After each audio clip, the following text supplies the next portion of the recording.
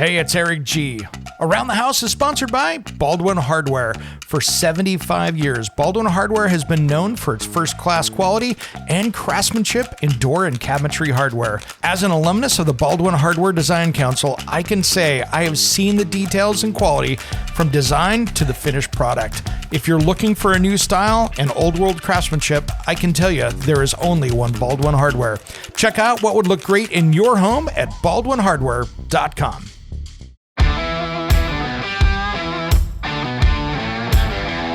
It's Around the House. We've been talking today about designing a kitchen and finishing the project. And if you want to find out more about us, head over to aroundthehouseonline.com. We're just talking about hiring a designer and getting this project off on the right foot. Now, the next part here is super important. We started to talk about this a little bit, cabinetry. And let's give a little primer on cabinetry. If you haven't seen cabinetry out there, really thought about it, there's three different styles of cabinets that you see out there. In the United States, typically you see an American face frame where you have this 1x2 face frame that goes around the cabinet face of the box. And of course, the doors overlay that. And those doors are going to be called either a full overlay where there's like a 3/16 gap. When it comes to remodeling and renovating your home, there is a lot to know, but we've got you covered. This is Around the House. Welcome to the Around the House show. This is where we help you get the most out of your home through information and education. Thanks for joining me today. If you want to find out more about us, head over to aroundthehouseonline.com and you can find out more information there about us, or just give us a call here in the studio at 833-239-4144. That number again is 833-239-4144. We got a great show lined up for you today. In this hour, we're going to be talking about my tips for designing a kitchen and finishing that project. Now, a little bit about me, my background. I am a certified kitchen designer. I have been doing this for about 30 years, and so I have designed thousands of kitchens out there. And this really can help you as a homeowner, or even if you're thinking about doing this as a DIY project, I can sure help you out here with a lot of tips and tricks in this episode. So really, no matter what you do here, the first thing that I want to say is the design is probably the most important step out of this process. And not just because I'm a designer, but this is your blueprint for the entire project. This is all the planning is based off of this one document. And so my first advice is to hire a good kitchen designer for this project. And I don't care if you're a homeowner, if you're a contractor, what else? Here's the thing. When it comes to kitchen design, specifically for tackling that kitchen project, I've hired hundreds of designers over my years, and even the ones coming right out of design school, it takes them 18 to 24 months of tackling projects to be really good, where I start to feel like, hey, I can let them go on their own and really start doing it without having to micromanage the project. Because there are thousands of things that can go wrong in the planning stages. And you as a homeowner, or even as a contractor, unless you've been doing it for a decade, this is the thing. It takes forever to learn all those things. And there is a lot of trial and error within this. And it's something you can't just go take a class and go, I'm a kitchen designer. And this is where mistakes happen. And when you're designing a kitchen, mistakes equal time and they equal money. And this is where the mistakes really start costing on the project side. So here's what happens. So many times, and I see this, and this is one of the biggest mistakes that I see of people going into the home centers. They will sit there, draw up their kitchen. Okay, I've got an 18-inch base cabinet. I got a 24-inch base cabinet. I got a 36-inch sink cabinet, 24-inch dishwasher. And they go into the home improvement store and say, I want this. They figure out the base cabinets. They copy exactly what they had in there. And, you got to think back into the history of kitchens here a little bit. Most people that are tackling kitchen remodels, those kitchens can be 15, 30, 40, 50 years old. I was in a house today that was built in 52, and it had the 1952 kitchen still in it. It had not been remodeled yet. And so when you look at these kind of things, you realize, what was it like in 1982? You had maybe a microwave, and you had a vent hood, you had a range top or a range, you had a vent hood, you had a dishwasher, and you had a refrigerator. That was pretty much what you had. In storage wasn't really as a big a thing. We didn't have stores back then that were the Williams-Sonoma, the Amazons, any of those specialty cookware stores. We had a handful of pots and pans, utensils, and a few, things to cook with, and it wasn't that big a deal. And today we have a brand new tool for everything. So our storage needs, and this is one thing you have to think about, this is a workspace. And the tools that you use in this workspace are completely different than they were in even 1995. So you have to think about, how am I going to store all these little tiny things? Back then, you might have one bank of drawers, a 4-drawer cabinet, maybe 18 inches wide, and the rest of it was doors and drawers, or even doors, just to keep it cheap. And that's where the mistakes happen of just copying that old plan. And so doors are great. Here's the problem, though. Let's talk about the price of a cabinet. So if I took a 3-foot wide cabinet and I had a 3-drawer cabinet there, and then I had a 2-door with doors all the way up, a full height door cabinet of the same size, on average, that drawer cabinet's going to be twice the money as the one next to it. So many people go into builder homes, they've got a builder grade home, and there's nothing wrong with that. Spec builder cranked it out, but they only put so many drawers in because they're trying to save on the budget. They're not going to put in a ton of drawers in there typically. So they want to reduce the price of the cabinets down because they're trying to keep that house at an affordable price, and they've got to make their margins on it so they can do more houses and have a strong business model. And so the builder basic kitchens sometimes just have basic layouts in it. And I worked on a big high rise in the Bellevue, Washington area, for instance, and I had corner cabinets throughout this high rise in the design. And in the budget cutting phase, we took out every single one of the corner cabinets to save money and put in 2 fillers there. Sorry, we just had 2 fillers there. So we could absolutely save on every one of those corner cabinets. So homeowner moved in, didn't notice that they have 0 access into that corner. And that's how they did it. That was the builder's choice to do that. And that's the way they did it. And sometimes in a good design, sometimes not using that corner gives you other things you can. So I'm not saying that's the wrong answer, but on the entire project, we had no corner cabinets because they just put in 2 little corner fillers and said, we're voiding that space and not going to use it. So really, this is the time as you jump in to update everything. You want to have that designer that's going to say, hey, where are you putting this? I want that designer to come over to your house, look through the cabinets, see what you have, see what you might want to add to it, and make sure that they create a better home for all of your stuff. And this is really where good design starts to come in. This is not even talking about getting it pretty. We're just trying to create an area that satisfies your storage needs before we go down the rabbit hole of all the design elements within that.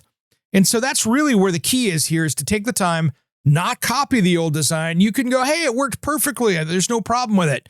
But you know something? If it's been over 15 years, which most kitchen remodels are, it's time to update it and be more efficient.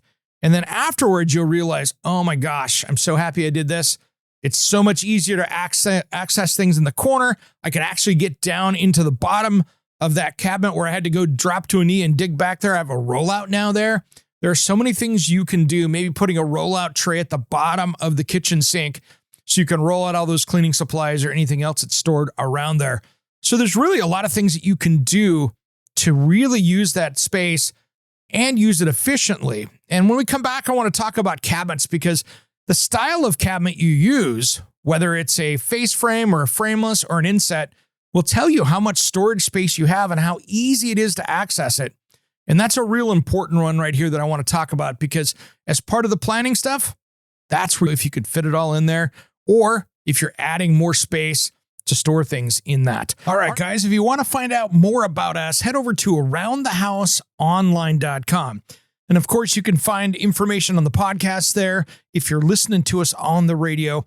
But more importantly, if you want to see the TV show, which is Around the House Northwest, which is broadcast on Fox 12 Plus here in Portland, Oregon, and all over the Northwest, and streaming on a lot of different streaming services, just go out and look Around the House Northwest from Gray Television. You can find it there. But don't worry, if you don't have it any place that you can see it easily, you can head over to aroundthehouseonline.com. And if you scroll down the front page, you will see some of the videos right there. If you click on those, that will take you over to our playlist, which is on the Fox 12 Oregon. And we've got almost 300 videos sitting over there ready to rock for you of all these different home improvement projects, from building a pizza oven to really tips and tricks around your house. So that is there to help you out. Around the House will be right back. Don't go anywhere.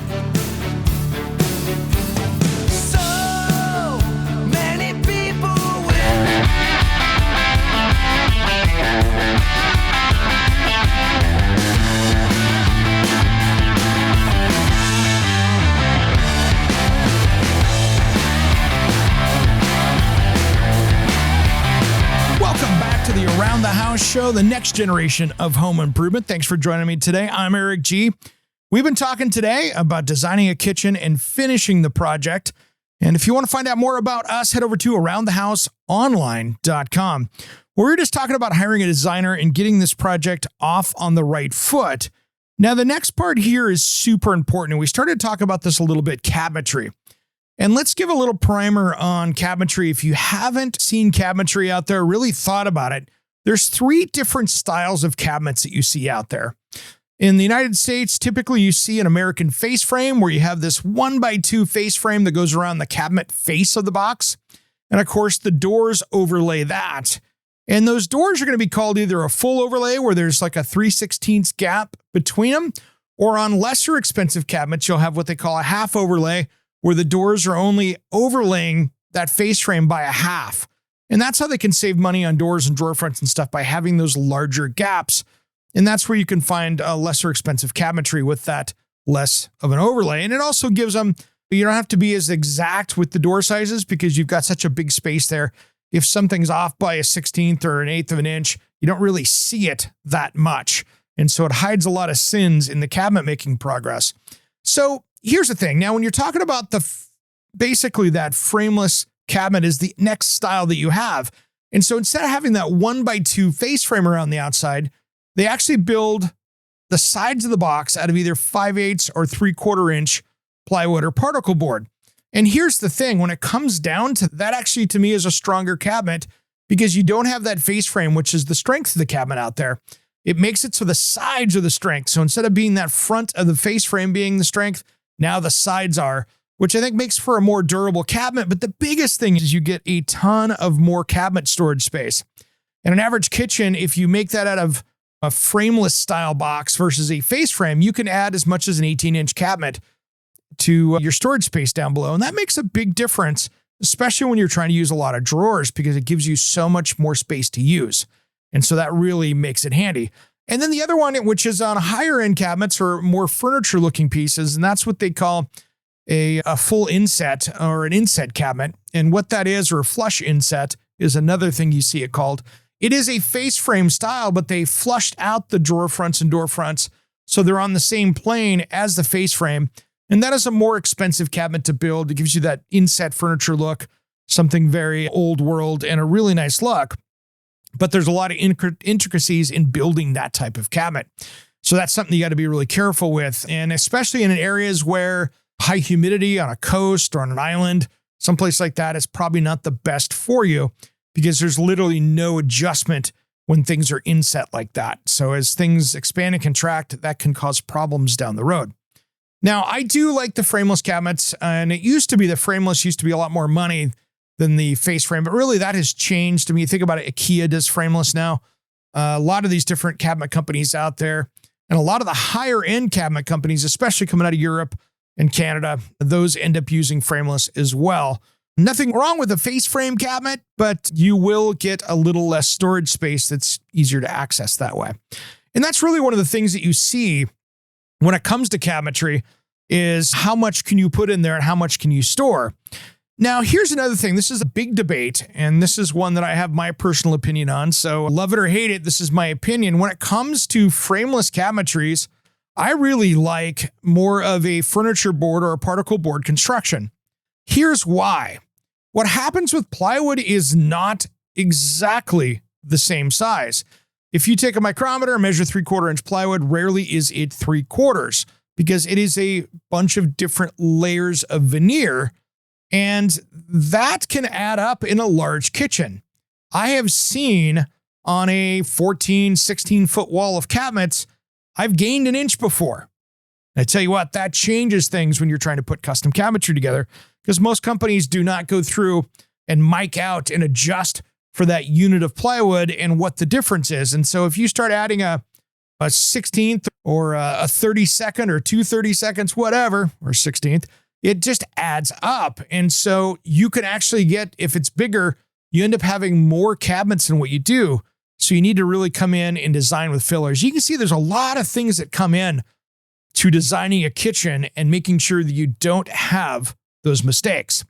Now, the next one here is dealing with dovetail drawers versus a glued and dowel drawer.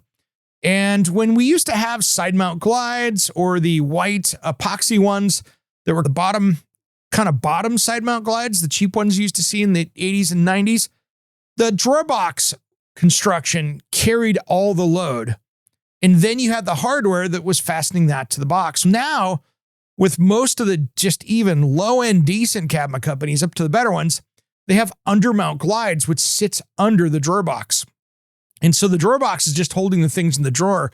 It's not the structural element that it used to be. So where 20 years ago, I'd say, oh, you've got to have dovetail drawers. Now I say you really don't. You can go with a doweled or even a stapled and glued drawer box made out of a hardwood or even a hardwood plywood. That's going to hold up for you. It's not going to be a problem. If you've got Salici or Bloom glides in there, something decent, even some of the nice Gross ones, guess what? That's going to work great for you, and it'll hold up for years to come. And so that's super important. So really when it comes down to that hardware that you're using for the glides, whether it's soft close or whatever, that's the king. So make sure that you're asking those questions if you're out shopping for cabinetry. What hardware is going in there? What brand is it? And do your research and find out, because that brand really makes a difference. And this is why I really discourage people from buying the import overseas cabinetry, because here's what happens. And this can be a big problem. If you're out there and you buy a brand new kitchen from one of the import places, it came in, there's a couple issues that you can run into. One of them being that a lot of those plywoods and stuff coming in, you don't know what chemicals are in those. Any of those offshore plywoods could have formaldehydes, things like that. We saw some big issues with that years ago. And as well as the hardware is all knockoff stuff generally. So most of the brands that I've seen out there of the import stuff, you will never find a replacement hinge for that down the road, because they were making them for that. It's not a known brand. And so really you're going to have to rebuild some cabinets down the road when that hinge or drawer glide fails. And that can be a big problem. So I don't want to see that happen to you. So really make sure that you've got that hardware dialed in, because that's something that's going to be important. Now, one of the next ones here is finish. And I want to talk about this before we go out to break, because finish is key right here. I want to see a conversion varnish. I want to see a urethane, unless you're doing some Italian lacquered with 60 coats or something on it. I don't want to see a lacquer finish out there. That's like putting it on a 55 Chevrolet. It's great for a restoration, something there's a reason why we've gone to better finishes. So I do not buy cabinetry that has just a regular lacquer finish on it. The water-based stuff is great. There's some great new finishes out there. So I'm looking for a 2-part finish system that has a catalyst on it. And if it's baked on, it's even better. That's how you get that good finish. We come back, we're going to talk more about custom cabinetry here and whether you're going to DIY this or hire a contractor just as soon as Around the House returns.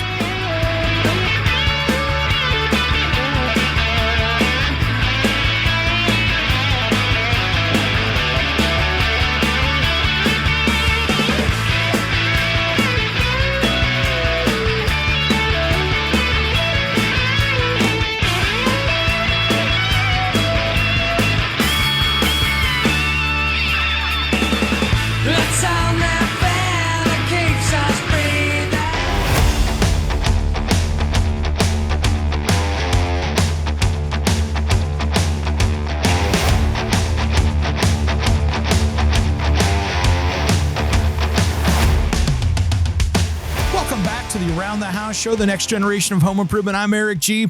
We've been talking about designing a kitchen and getting that thing finished. And with my 30 years of kitchen and bath design, I wanted to make sure and get some of this knowledge off to you if you're thinking about tackling that kind of project. And so many more people are out there because they may be planning on buying another house, getting that new house, and they're looking at the interest rates going, I think we're going to do our kitchen because I tell you what, I'm not paying 3 times the interest rate to get this going this year. And it's not looking good out there so far this year as we get into May. So let's talk about this. So we've been talking about kind of quality materials and the right things here. And the last one I want to talk about is custom. And the word custom has no bearing on the word quality. It just means somebody is building something custom for you. And that's something important because so many people go, oh, yes, I'm having custom cabinetry made. That doesn't mean anything. That could be some hack putting cabinets together for the first time in their garage, trying to pretend to be a cabinet maker. So think about what that actually does for you with custom. I am very picky on my cabinetry. And to be honest, a lot of these major manufacturers out there do a pretty decent job of making cabinets. And so when you look at how larger cabinet companies make cabinets, they quite frankly do a better job when it comes to finishing. Until you get into that high-end luxury stuff, that's where it starts to pay off. But really, custom means absolutely nothing when it comes to quality. Semi-custom, in most cases, is higher quality cabinetry if you're looking at the hardware, the finish, the details, the durability. Quite frankly, it just is. So don't get hung up on the word custom because it could mean a substandard project and nobody wants to pay good money and not get what they thought. Now, there's a lot of great custom cabinet makers out there, but just understand that you're looking for the stuff we've talked about earlier, like the finish, a conversion varnish, or a urethane finish. Stay away from the lacquers and all the other quality pieces that go into making a cabinetry. Now, when it comes to design, this is a big one right now. I just want to make sure when it comes to the quality of the materials in the house, it depends on the quality of the house. If you're going to put a nice kitchen in there, do you have an entry-level house or do you have an entry-level high-end house? Or do you have a luxury mansion? It doesn't matter. But really making sure that you're putting in the quality that fits your grade of house, that's where the key is right there.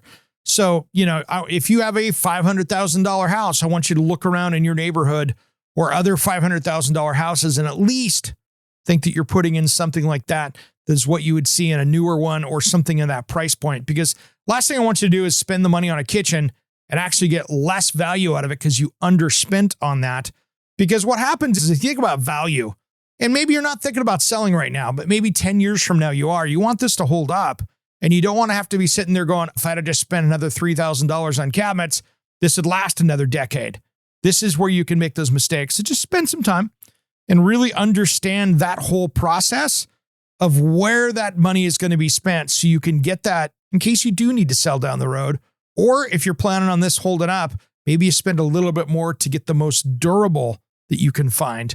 And that way, you've got a better lasting project. So really, when it comes down to doing these projects, I always say hire out a designer unless you've done 30 or 40 kitchens yourself. I would call you inexperienced, and there's nothing wrong with that. You just haven't had enough time to learn all those little gotcha mistakes. And with today's computers and designing, with the programs out there like 2020 Design, Pro Kitchen, those kind of things, these are programs that are meant to do this. And you can make sure and get those things designed correctly.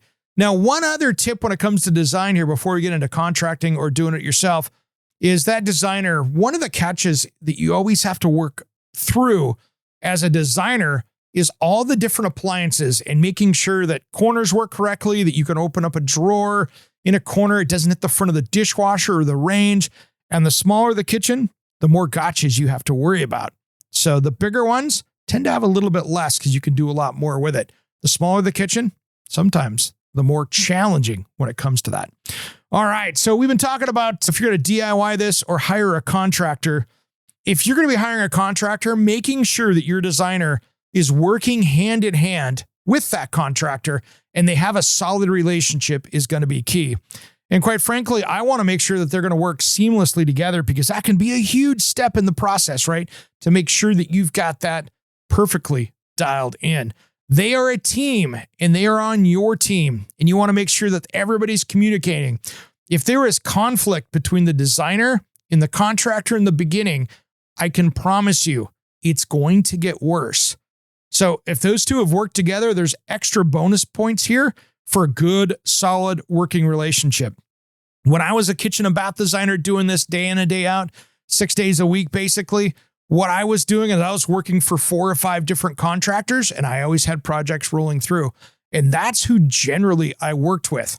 So I had those relationships. Those were going well. And then I could just work within their customer base, which made a lot of sense for what I was trying to do. So that's way I could really work with these contractors and make sure that the project went well, and I could really represent them in their business as well, because I was part of their customer service solution from getting from a unfinished remodel all the way to somebody moving stuff into their cabinets and enjoying this brand new kitchen. So that's a really big one right there. Now, if you're going to be doing this as a DIY project, I still think you should have that designer on retainer so you can walk through that process. You can get those questions answered. And there are so many things that can go wrong in this. And this is why I wanted to talk about this for a minute here, because when you think about all the updating that you have to do if you do a kitchen remodel, in many cases, you're doing an extra 3 or 4 or 5 electric circuits in there. Maybe you've got different plumbing. Maybe you're going from a range, which is the stove oven built into the same thing, to a cooktop with double ovens or anything else. You've got a lot of things going on. And of course, you want to redesign that lighting. That lighting after about 10 years ago, if you've got those big 6-inch can lights in there, time to tear them out, put in something that's much more visually appealing, and it'll give you a better workspace. So going down to maybe a 2-inch light and putting a few more of them in there as far as a recessed light really changes how that look of the kitchen is.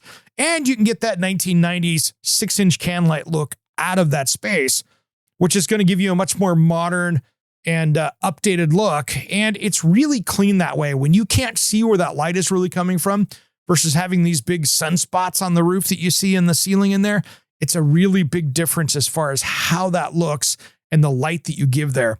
So it's less distracting. I think it looks really beautiful. And it's something that goes a big way to having a completed project.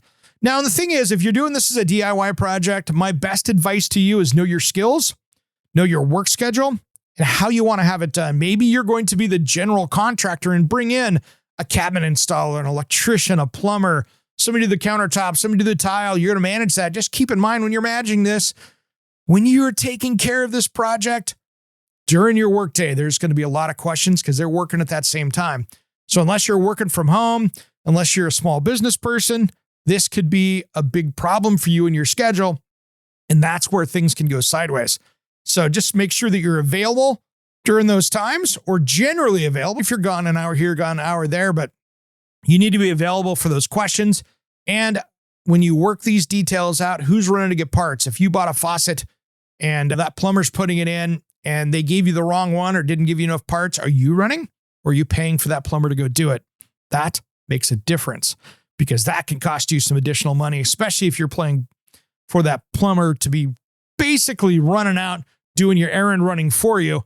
That can get expensive really quick, which is why many times I like to let the trades buy their own materials. The electrician brings the outlets in, the plumber brings in the plumbing parts, the contractor buys the stuff because it's all under them. And guess what? If something's defective or wrong, generally they have to cover that, and they have to go do that on their dime. Not you, that you have to go run and get it, and they're waiting for you and charging for you because they didn't buy it. So that little bit more of them marking it up could save you a lot in the future. All right, we come back. I've got more here, and we're going to talk about project management and my tricks to managing a kitchen remodeling project. We'll do that just as soon as Around the House returns.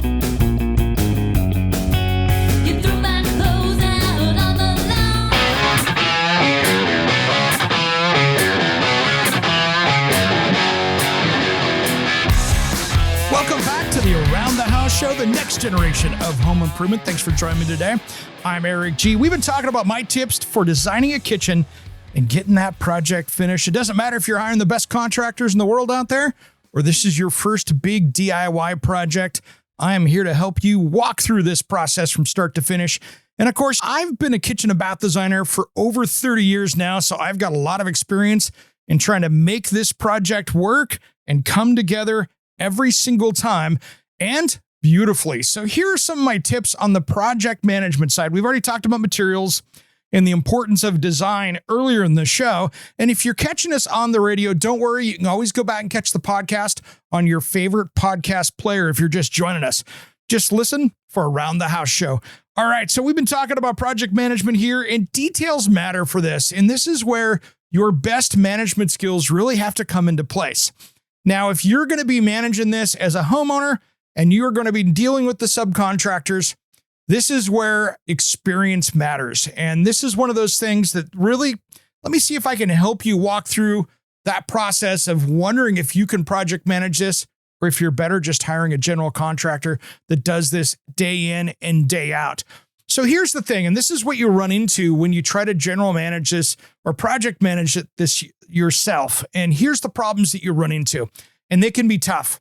First off, when you are a general contractor, generally, you have your favorite subs you work with. These are the people that it's your favorite electrician, it's your favorite plumber, and they know they're doing so many different jobs with you as a contractor. And so when they say they're going to be there at 7 a.m. on a Monday, usually they try to be there at 7 a.m. on a Monday because they don't want to lose the next 5 jobs. The problem is that when you're the homeowner, and this is unfortunate, but it's just the way that it works out, they have to figure out, oh my gosh, I'm behind on this project. Do I make the general contractor mad that's going to give me 20% of my business? Or do I make the homeowner mad who'll probably maybe once, if not twice, ever do business with me again? That's what the odds are. So many times you end up, unfortunately, being second fiddle for this, where you end up being the second player in this. So what happens is many more times you're going to have that electrician, plumber, or somebody in the trades going to show up and they got stuck going to another job site because they need to keep their bread and butter going. And it's just an unfortunate situation with the shortage of trades we have out there. You don't have all these people fighting for these jobs anymore because there's just not enough people out there. So that shortage of trades means that, one, you're going to pay more, and two, you're going to end up being second in command on this because somebody else is probably giving them more business, and they're unfortunately going to give them the first shot at all this stuff. So their schedule might matter more than yours. And that's unfortunate, but it's one thing that happens. And don't shoot the messenger here. I'm just trying to be realistic with the schedule. Now, here's the thing with the schedule. As you're pulling building permits and doing this, many times, depending on your area, it can take days for them to show up for that next inspection. So if you're waiting for a rough-in inspection for plumbing, or you've got electrical inspection for rough-in or even final, it could take days for them to come out for that. So make sure you understand what the wait times are in your area. A lot of cities have cut back in the building code departments. So even though there might be less construction going out there, there ends up being a lot more of a backlog because there's less building permits for big homes. And that means less people in the building department many times, because many times those building fees are what keep that building department running. And when the housing crisis that we're in right now with high interest rates and it slows down building, it usually defunds those guys a little bit, and that can be a problem. And then the other thing is making sure that you can manage it with your current schedule. And this is tough. I struggle with this every single week. And I'll be the first to say that staying on schedule with projects is tough. And I put a lot of hours in between the radio show and the TV show, 60 or 70 a week at least, putting stuff in. And you know something? That just plain gets exhausting. So give yourself some breaks in the schedule and give yourself some time. If you think that you're going to need a inspection during this week, give yourself 2 or 3 days. And if you have a chance to get ahead, and that'll be a lot easier on the schedule, because then you've got some pad built in there for those things that happen. And that's a key. Now, here's one of my golden rules for starting a kitchen remodel project, that before you even start as a project manager, I want to make sure that you have all the materials on the job site, or at least in a warehouse with your name on it, that's sold before you start demo day. Those cabinets need to be in, they need to be sitting in a warehouse, they need to be built, they need to be ready to go. You're ready to ship those things out. They are down the street kind of thing, or in your garage. So that's one thing right there. Two, I want to make sure that your stone countertops, granite, laminate, whatever it is, has that been picked out? Is it sitting there? Is it ready to go? Are your plumbing fixtures, appliances, all of those things ready to rock? Because here's what happens. You think, oh, it's only going to take a couple weeks. Something gets on back order. 3 times in my 30-year career have I had cabinet trucks get into accidents where they flip over on their side or the containers that they were in, and they are lost and have to be built. And that took another 6 to 10 weeks for that to happen. So I don't want to see you have a stall of your project for a couple months because the materials were not available, even though you thought they were. Making sure that those things are in and ready to rock is important. And appliances, that can be tough too. They could be in stock down there, and all of a sudden some builder comes in and buys a dozen of them, and yours went out the door. So I would much rather see you get that stuff loaded up in the garage or a container out front or whatever your storage method is and be ready to go and then start the project. Because that's going to stop so many different headaches from you. And that's just going to be one of the things that really makes that difference from having those huge delays. That can be a problem. And then make sure if it's an older house, are you going to find anything strange when you open up a wall? Is there going to be bigger issues? Just give yourself some pad in there to make sure you can get it all done. Now, the last thing here is I want to make sure that we talk about, and this is the longest part of it. It's that last 20 yards of the field, that last little bit trying to get to the end zone. That stuff can take time, and it takes a lot of time. Getting that stuff where the tile is dialed in and the trim is on and the knobs and handles are in place, all of those little details, including the warranty items, take a bit of time, and it just does. And there'll be weeks that you're like, man, we're spinning our wheels, we're not getting anywhere, and don't let that frustration get to you because it's just part of this process. Now, one of the tricks that I like to do once this project is all said and done, and this is something I've been telling contractors for almost nearly a decade now, put in the budget for a furniture repair person to come out and touch everything up. Maybe there's a little scuff from a tool belt. Maybe there's a little cut that maybe isn't as tight as you want it to be on the crown molding. These guys can come in, and this is where the artisan comes into play. I have had furniture repair people come in and touch up wood doors that were misdrilled, and it was going to take a microscope to see that somebody touched this up. They came in there, they airbrushed it, they added the grain. It looked absolutely gorgeous, and a lot of sins have been covered up by somebody coming in and doing that furniture touch up at the end of a project. I don't care if you're the homeowner, you're the builder, you're the remodeler.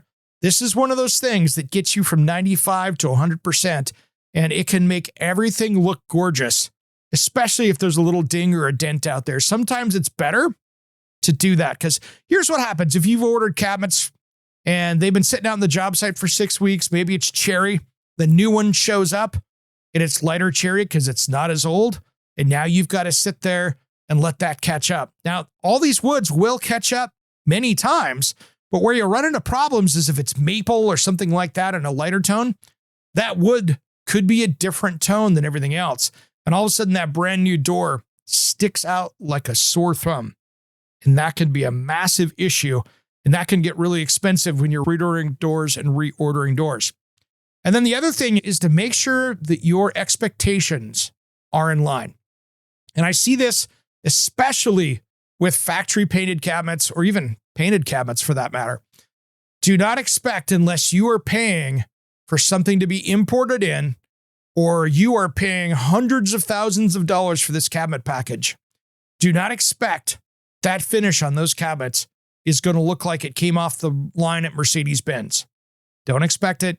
Painted is good. It is still Mother Nature in wood down below it. So wood will move. If you have mitered corner doors, you will see cracks where every wood seam is on that face frame or on the stile and rail on the doors. All of those things really show up in time. It's okay. Every kitchen does it. Hey, if you have any comments, I'd love to hear them. Head over to aroundthehouseonline.com. If you've got some tips, or if you want to argue with me, send me a message, aroundthehouseonline.com. I'm Eric G., and you've been listening to Around the House.